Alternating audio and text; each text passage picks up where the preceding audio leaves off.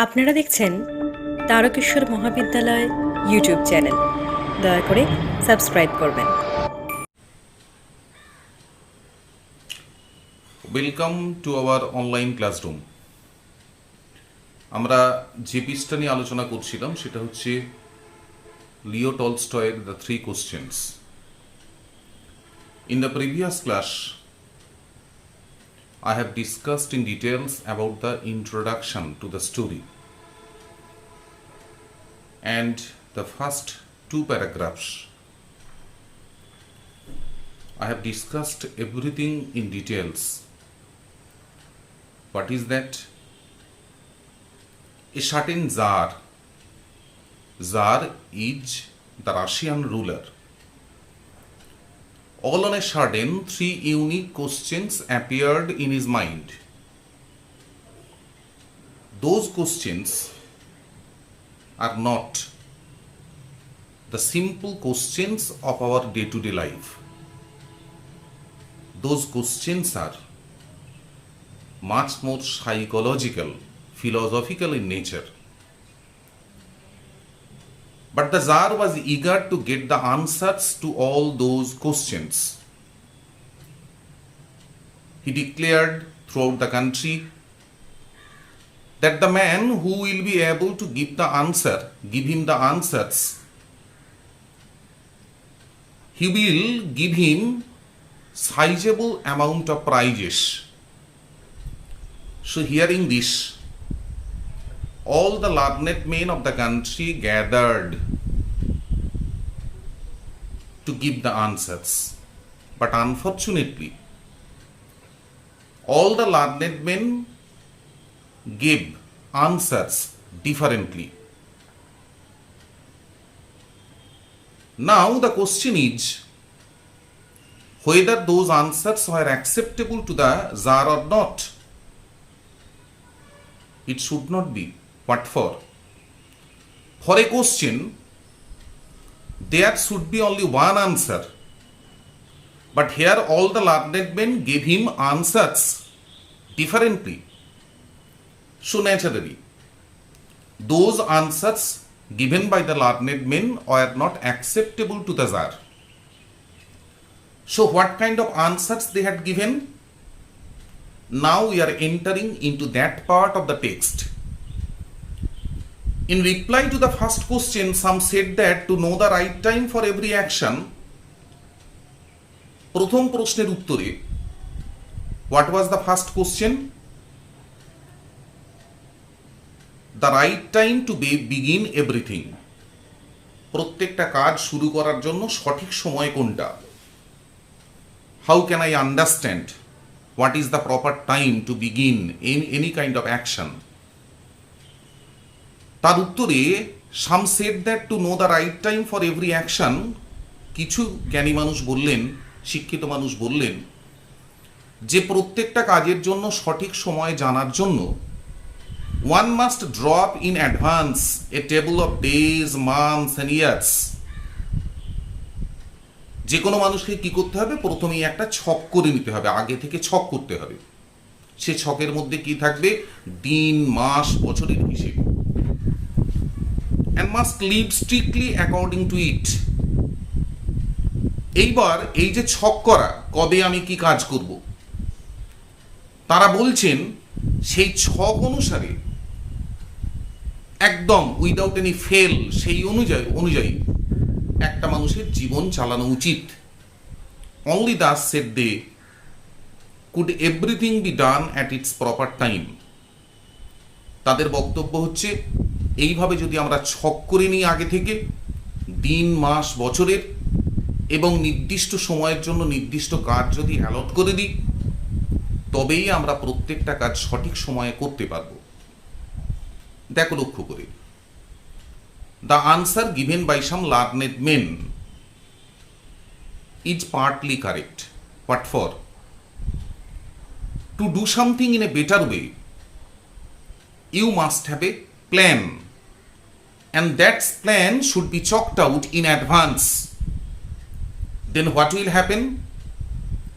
Then you will be able to utilize your time properly according to the plan. But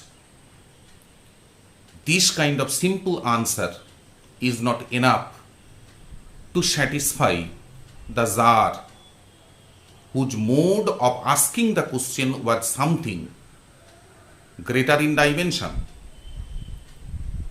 Others declared that it was impossible to decide beforehand the right time for every action.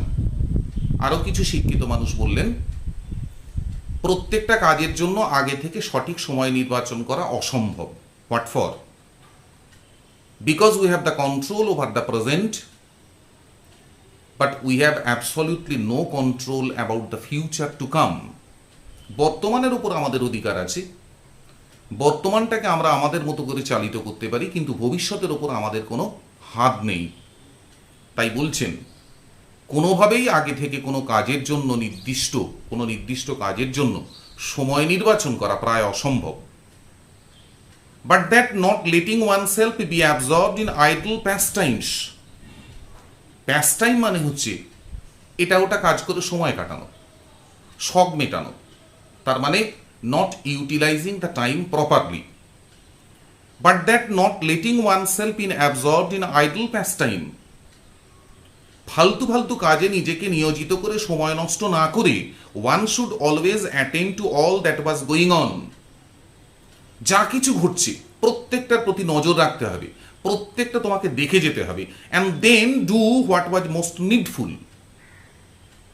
তাহলে প্রতি মুহূর্তে কি ঘটছে তার দিকে যদি নজর থাকে, সেখান থেকে তুমি নির্বাচন করতে পারবে কোন কাজটা তোমার জন্য সবচেয়ে ভালো, কাজটা শুরু করে দাও। This answer is also partly correct. By this means, we can improve our qualities of work a lot. এই পদ্ধতি অনুসরণ করলে কিন্তু আমরা নিজেদের কাজের গুণমান অনেকটা উন্নত করতে পারবো। ফালতু সময় না কাটিয়ে আমরা সব সময় যদি সজাগ থাকি what is happening surrounding me, then probably in a much better way I shall be able to calculate what action is required for me and what is the proper time to begin that very action.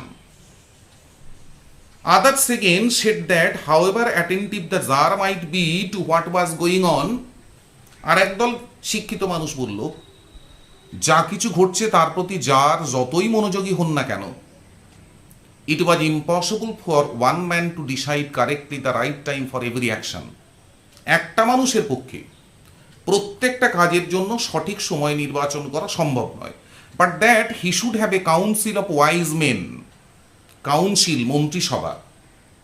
তাহলে রাজার কি করা উচিত? জ্ঞানীগুণী মানুষদের নিয়ে মন্ত্রিসভা গঠন করা উচিত, who would help him to fix the proper time for everything. যে মন্ত্রিসভার প্রত্যেকটা সদস্য রাজাকে সাহায্য করবে প্রত্যেকটা কাজের জন্য সঠিক সময় নির্বাচন করতে। দেখো লক্ষ্য করে, এ প্রস্তাবও কিন্তু ফেলে দেওয়ার মতো নয়। ঠিক এই উদ্দেশ্যেই আকবর তার নবরত্ন তৈরি করেছিলেন, 9 gems and jewels taking from different facets of life, those who are successful, তাদেরকে নিয়ে তিনি নবরত্ন সভা তৈরি করেছিলেন। যে মন্ত্রিসভা কি করত, রাজাকে বিভিন্ন ধরনের পরামর্শ দিতেন, what to do and what not to do. তার মানে এই যে the answer given by some learned men, যে সবচেয়ে ভালো হচ্ছে আপনার একার পক্ষে সমস্ত সিদ্ধান্ত নেওয়া সম্ভব নয়, ভালো জ্ঞানীগুণী মানুষদের নিয়ে একটা মন্ত্রিসভা তৈরি করুন। তারা কিন্তু সুবিচার করে সুচিন্তিত তাদের মতামত দিতে পারবে। তাতে করে কি হবে, কোনো কাজ শুরু করার জন্য সঠিক সময় কোনটা, it will be easier for you to understand that. But again this answer is not acceptable to the Tsar, because the Tsar wanted to get an answer which will be absolutely ideal in nature. তিনি তার প্রশ্নের আদর্শ উত্তর চাইছেন। But then again, others said there are some things which could not wait to be laid before a council. তার মানে আগের মতটা শোনার পর আবার কিছু শিক্ষিত মানুষ এগিয়ে এসে বললেন যে এমন কিছু ঘটনা ঘটে যেটা মন্ত্রিসভার কাছে হাজির করার মতো সময়ই পাওয়া যাবে না, but about which one had at once to decide whether to undertake them or not. যে কাজগুলোর ক্ষেত্রে একটা মানুষকে কি করতে হবে, তৎক্ষণাৎ সিদ্ধান্ত নিতে হবে কাজটা করব নাকি করব না। ঠিক এই ধরনের অনেক পরিস্থিতি আমাদের জীবনে আসে। কিছু জিনিস ঘটে যেগুলো কিভাবে করব, কখন শুরু করব, সেটা ভাবার একটা সময় পাওয়া যায়। আবার এরকম অনেক পরিস্থিতি আসে যখন এই ধরনের ভেবে সিদ্ধান্ত নেওয়ার মতো কোনো সময়ই আমাদের হাতে থাকে না। Instantly we have to take the decision. But in order to decide that one must know beforehand what was going to happen. তাহলে এই ধরনের তাৎক্ষণিক কাজের সিদ্ধান্ত নেওয়ার জন্য তোমাকে জানতে হবে আগে থেকে, বিফোর হ্যান্ড, আগে থেকে, what was going to happen, কি ঘটতে চলেছে। It is only magicians who know that. এবং তার মানে কি ঘটতে চলেছে সেটা জানতে পারা মানে control over the future. That is not ordinarily possible for the ordinary people. According to some people's belief, those who are the magicians, যারা জাদুকর, they can only understand what is going to happen in future. It is only magicians who know that, and therefore, in order to know the right time for every action, one must consult magicians. এদের বক্তব্য হচ্ছে ভবিষ্যতের ওপর যদিও control আছে কাদের, ম্যাজিশিয়ানদের, তার মানে কোন কাজটা কোন সময়ে করবেন এটা জানার জন্য আপনি ইচ্ছে করলে কিন্তু জাদুঘরদের পরামর্শ নিতে পারেন। Equally various were the answers to the second question. দ্বিতীয় প্রশ্নের উত্তর একইভাবে ভিন্ন ভিন্ন, এক একজন এক এক রকম উত্তর দিতে আরম্ভ করলো। Then what was the second question? Who are the right people to listen to and whom to avoid? কোন মানুষ আমার জন্য সঠিক, যার কথা আমি শুনবো, আর কোন মানুষ আমার জন্য সঠিক নয়, যাকে আমি এড়িয়ে চলব। প্রশ্নটা আসছে কেন? তার কারণ অনেক সময় আমাদের বাস্তব অভিজ্ঞতা যেটা বলে, on primary consideration we think someone good for us, they will bring benefit for us, we think so, but after a certain time it is proved that my judgment was somehow wrong. যাকে ভালো ভেবেছিলাম সে দেখা গেল প্রকৃতপক্ষে ভয়ঙ্কর খারাপ, যাকে প্রচণ্ড খারাপ ভেবেছিলাম হয়তো দিনের শেষে প্রমাণিত হবে সে অনেক ভালো। তাহলে এই যে ভুলচুক আমরা করি, এতে করে কি হয়, percentage of success related to the work done becomes lesser. দেখো, এই ধরনের সমস্যা থেকে কিন্তু আমাদের প্রত্যেককেই ভুগতে হয়। ভবিষ্যতের একটা নির্দিষ্ট হিসেব করে আমরা কাজে নামি, কিন্তু অনেক সময় দেখা যায় আমাদের হিসেব সব ওলট পালট হয়ে যায়। তাহলে জারের প্রশ্ন যথেষ্ট সঙ্গত। কোন মানুষ আমার জন্য উপকারী, কার কথা শোনা উচিত, আর কোন মানুষ আমার জন্য উপকারী নয়, কার কথা অ্যাভয়েড করা উচিত, সেটা যদি আগে থেকে জানতে পারতাম, I would get much better success in the work done.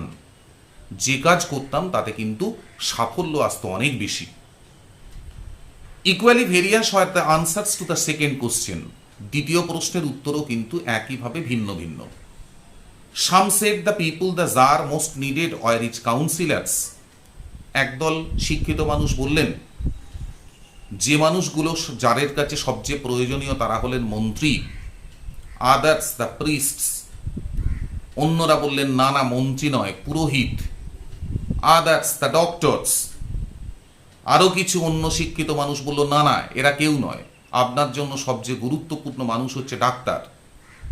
while some said the warriors were the most necessary। যেখানে আরো কিছু শিক্ষিত মানুষ বললেন যে না মহারাজা, ওনারা যা বলছে সব ভুল, আপনার কাছে সবচেয়ে গুরুত্বপূর্ণ মানুষ হচ্ছে যোদ্ধা।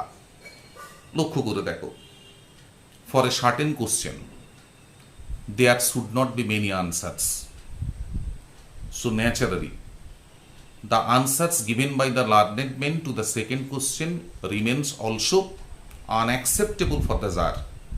জারের কাছে দ্বিতীয় প্রশ্নের উত্তরও গ্রহণযোগ্য নয়।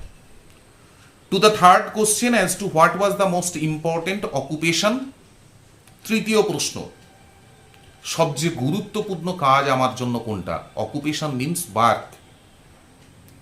Some replied that the most important thing in the world was science. একদল শিক্ষিত মানুষ বললেন পৃথিবীতে সবচেয়ে গুরুত্বপূর্ণ কাজ হচ্ছে বিজ্ঞান চর্চা করা। Others said it was the skill of warfare. Skill in warfare. Warfare মানে হচ্ছে যুদ্ধবিদ্যা, স্কিল মানে হচ্ছে পারদর্শিতা, এক্সপার্টাইজ। আর একদল শিক্ষিত লোক বললেন না না, যুদ্ধবিদ্যার পারদর্শিতা অর্জন করাটাই সবচেয়ে গুরুত্বপূর্ণ কাজ। And others again that it was a religious worship. আর একদল শিক্ষিত মানুষ বললেন না না, এগুলো কোনোটাই নয়, আপনার জন্য সবচেয়ে গুরুত্বপূর্ণ কাজ হচ্ছে ধর্মের আচার অনুষ্ঠান পালন করা।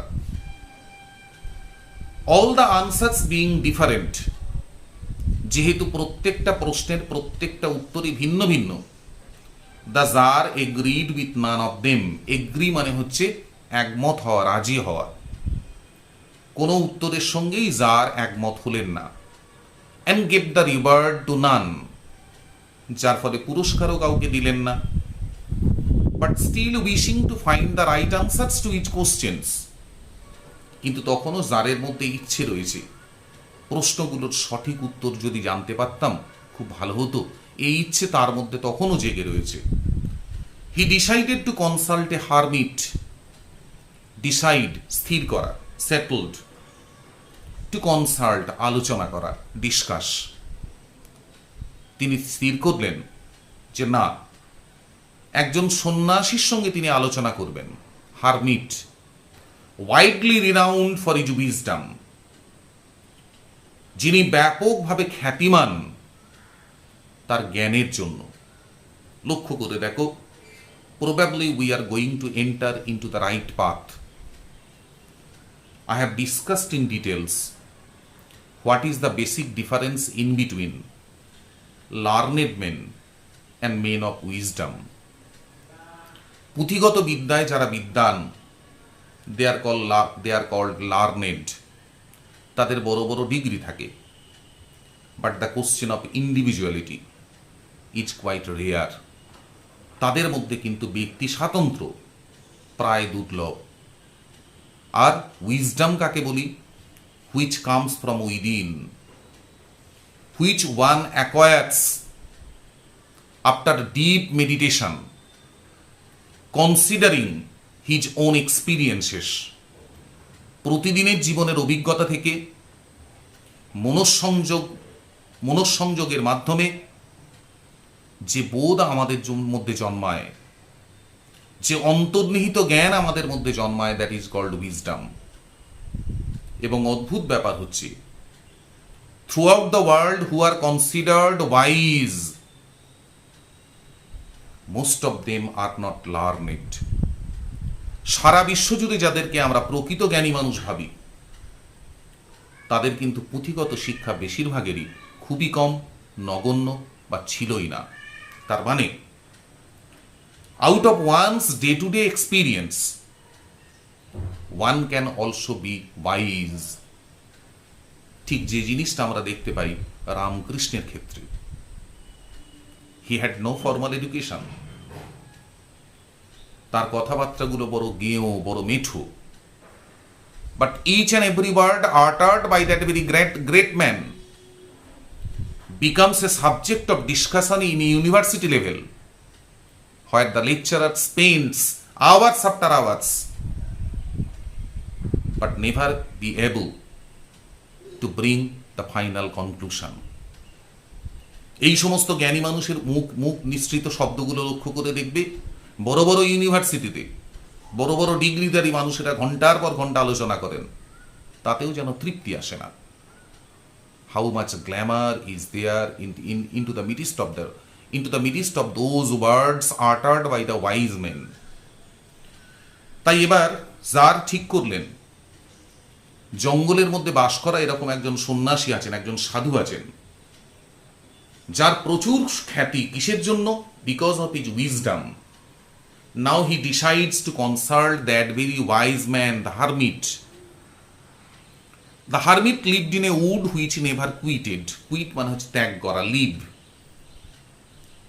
ওই সন্ন্যাসী বাস করতেন একটা জঙ্গলের মধ্যে, যে জঙ্গল ছেড়ে তিনি কোনোদিন বেরোননি। And he received none but common folk, তিনি কাদেরকে গ্রহণ করেন? সাধারণ মানুষ ছাড়া অন্য কাউকে নয়। If you think deeply about the description of this hermit, it tells a lot. এই হারমিটের ছোট্ট বর্ণনায় কিন্তু অনেক কথা বলে। তিনি কখনো জঙ্গল থেকে বেরোননি। So what is the significance of a wood? Abundant nature, absolute association of nature.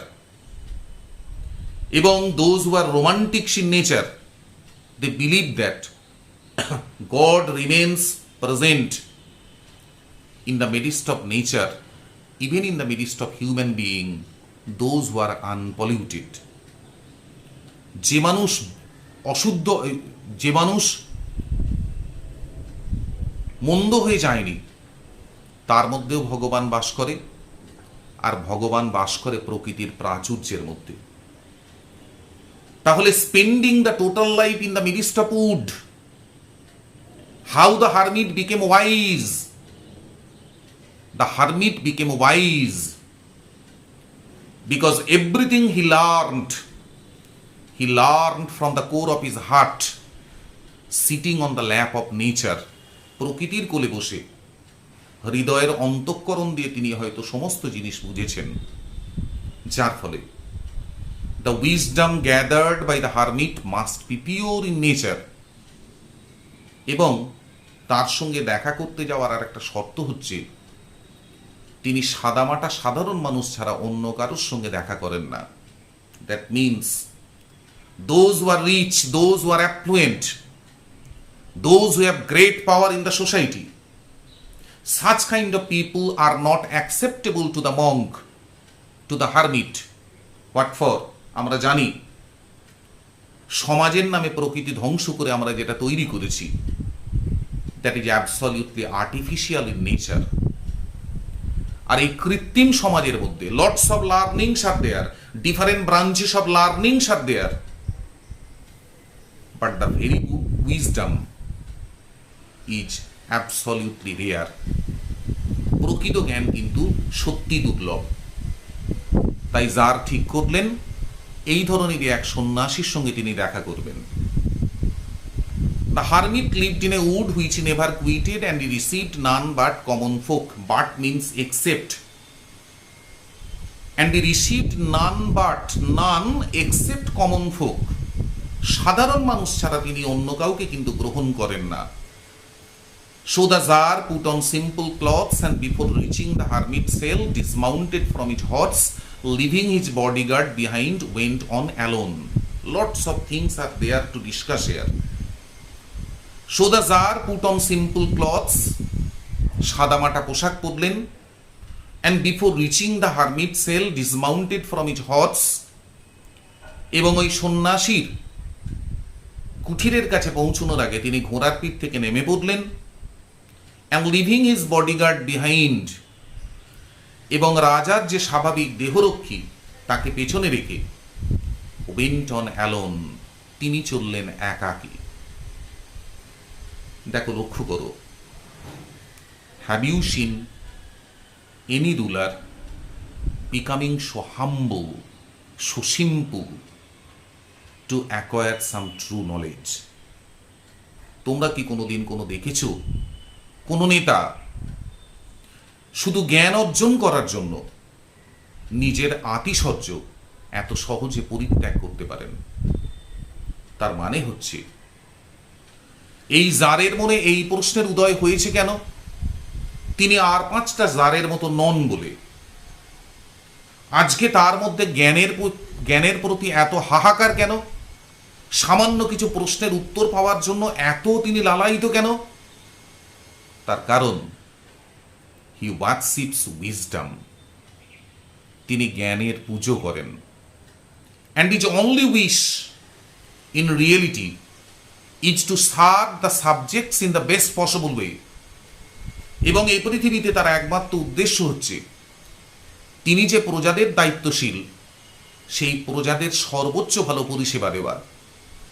So hermit and his wisdom may be rare, but such kind of czar, such kind of ruler is also rare in the world.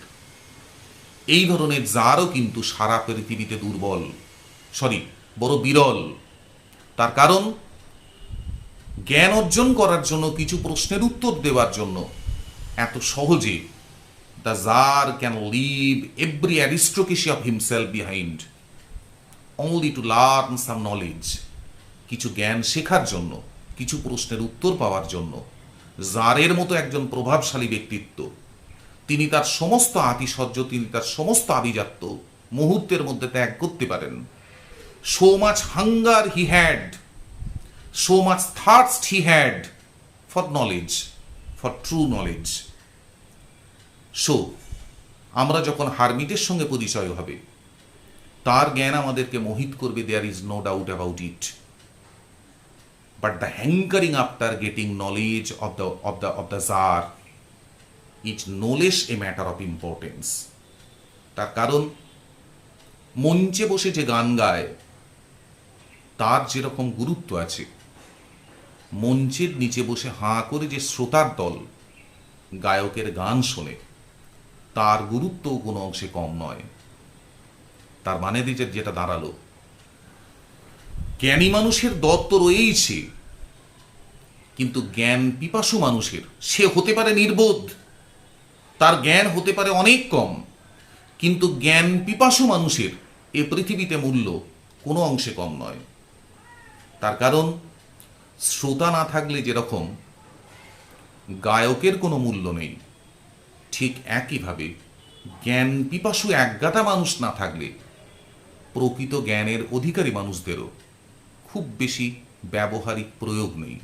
So here, the Tsar and the Hermit is going to be inseparable pair, অবিচ্ছেদ্য একটা জুড়ি, যেখানে আমরা দেখতে পাবো জ্ঞানের জগতে একে অপরের পরিপূরক, একজনের কাছে অপরিসীম জ্ঞান ভাণ্ডার, আর একজন জ্ঞানের ভিক্ষার ঝুলি নিয়ে দাঁড়াচ্ছে তার সামনে, the Tsar. That's the end for today's class. Thank you all.